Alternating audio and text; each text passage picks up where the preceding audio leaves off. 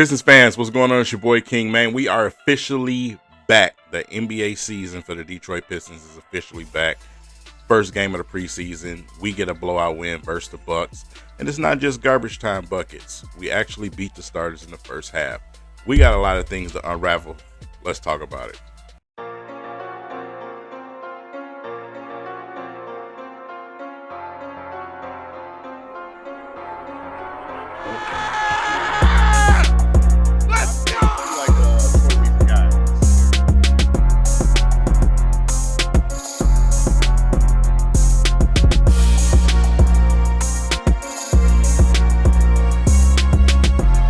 Hey, King paying for gas.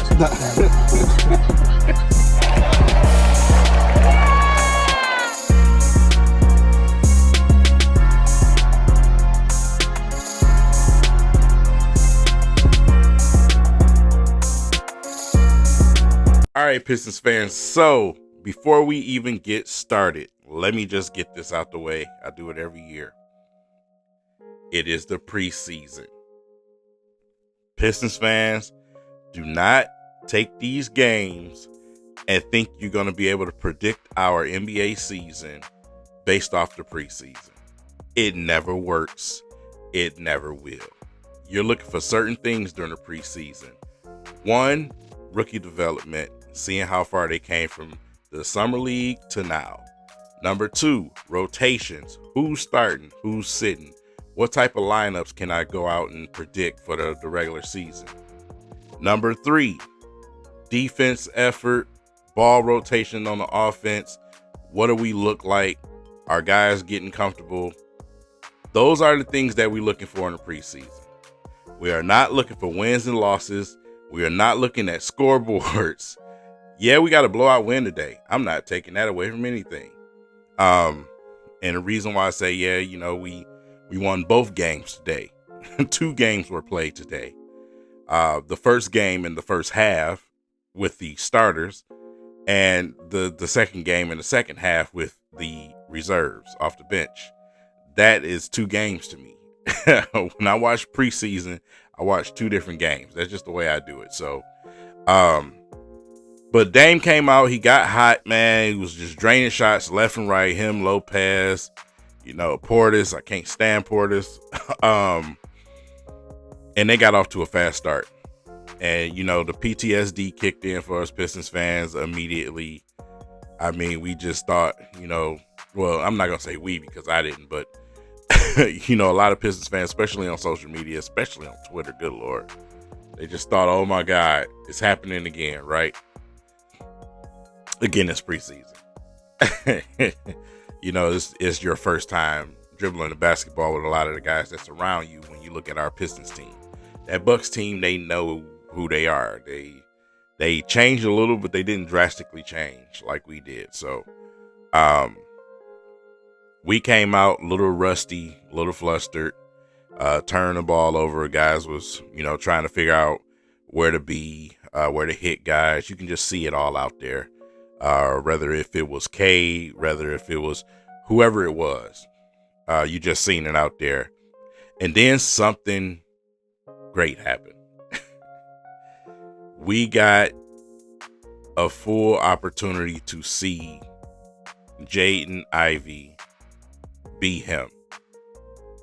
Unleashed Jayden Ivy. Going out there and playing basketball without any worries. Jayden Ivy. The Jayden Ivy that I predicted to have this season. This was the guy that I picked. If you guys follow the podcast with me and Deuce, man, this is the guy that I picked. Jayden Ivy, to me, is going to have a season this season. He's going to be fighting for that most improved player award.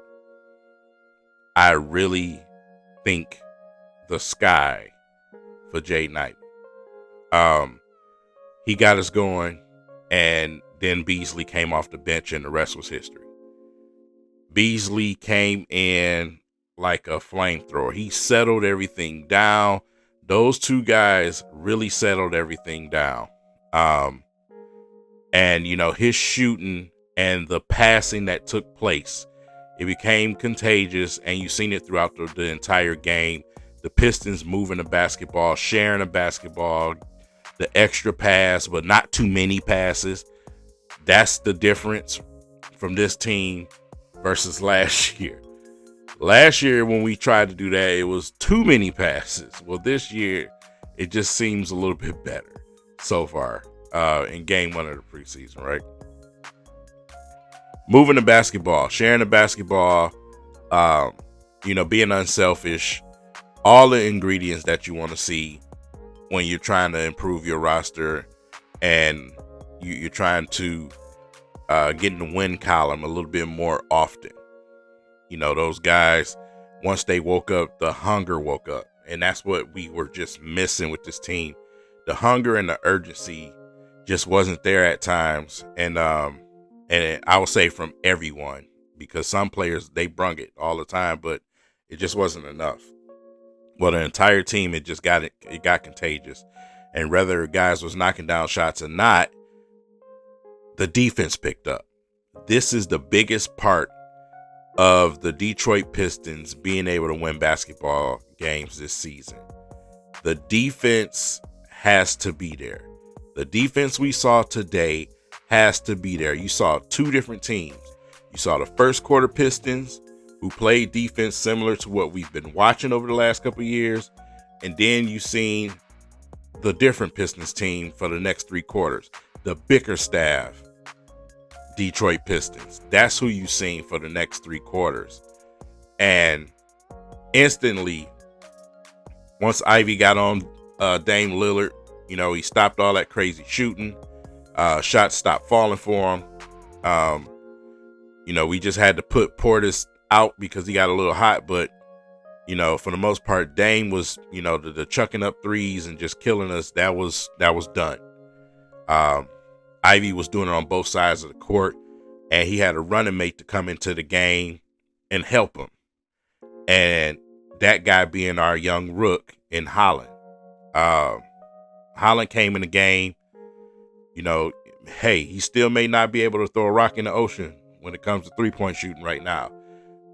Listen, you're a rook. You got time to grow with that. You've been working with our shooting coach. You got time to get there.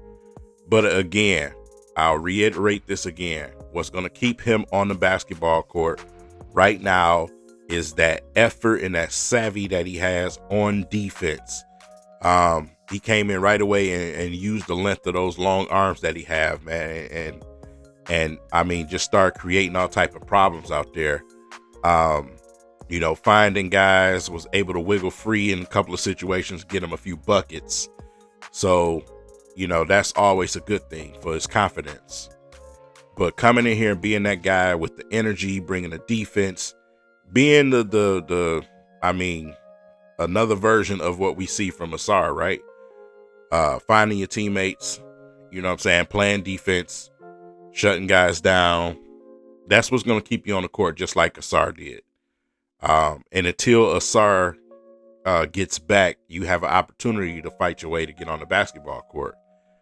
There's going to be some guys that just don't take off at the beginning of this season, and you got a chance to start making a little headway, man.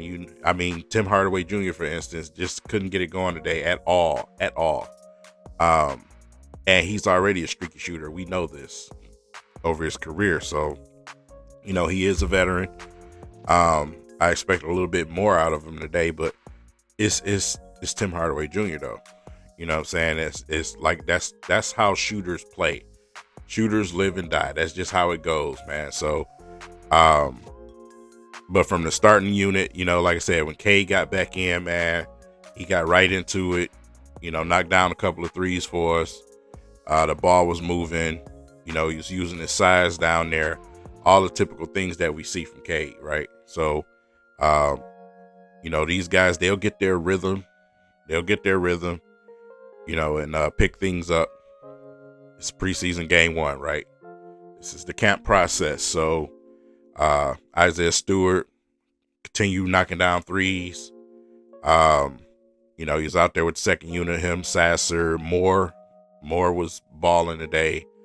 But Reed got into the game, and everything that you heard in the press conferences about Reed, you seen in that short period of time. You know what I'm saying? So just for those few last quarters that he was in, you just seen it. You know what I'm saying? Blocking shots, just being a problem down there.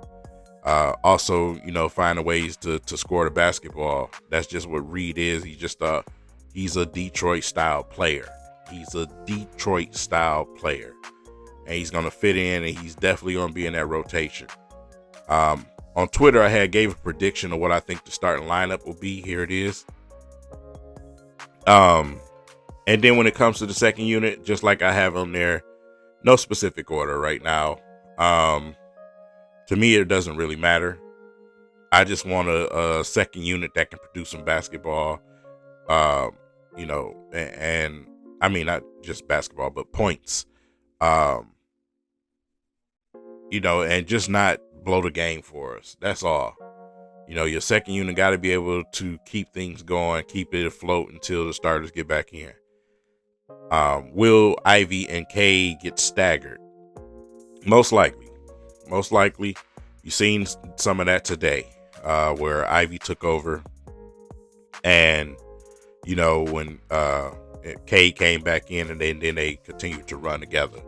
That's just what you're gonna probably see right now at this point. But that starting lineup, right now I have Jayden Ivy, but I have Beasley, and then I have Tobias and Duran, and that's simply to create some type of balance, because you got to have some of them shooters come off the bench, right? You got to have some scoring off the bench. You got to have Sasser, Tecchio, Stu being able to stretch the floor. You got to have the defense with Reed and the rebounding.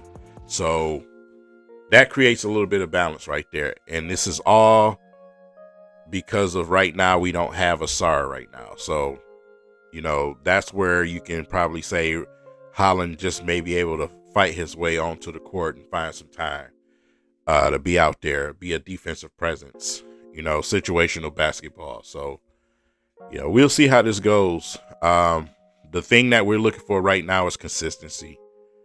Consistency is the key. We've seen good preseason games before. We need to see consistency, especially when the season starts. Will we be able to keep up this effort, this defensive effort? Will we be able to go up and compete night in and night out? Go out there and compete and let these teams know, like, listen, you're not just about to run us over. We finna get in, we about to get down to business. You know what I'm saying? So, that's pretty much what I got out of this game. And it was a very, very good first game for the Detroit Pistons. You want to have these victories in the preseason, especially for the confidence of the young guys on the team. You want to start that way, whether it's preseason or not. So for them to win the first half and give us 60 points, it's not something that we're used to no more here in Detroit. But to give you 60 points, man, sharing the basketball, moving the basketball, playing gritty defense, it was definitely a game that I enjoyed watching. So hopefully this continues throughout the rest of the preseason. We'll be right there following every single footstep. And in the meantime, like I said, let's go game by game and build some consistency. Leave it in the comment section if you had the opportunity to watch the game tonight. What was you most impressed with? Who were you most impressed with? That's what I'm looking for from you guys as far as feedback. Again, I appreciate each and every one of you guys' feedback. I try to read every message if I can. But yeah, that's what I'm looking for. So until next game, yeah, let's just keep it locked, man. I'll see you guys in the next one. Peace.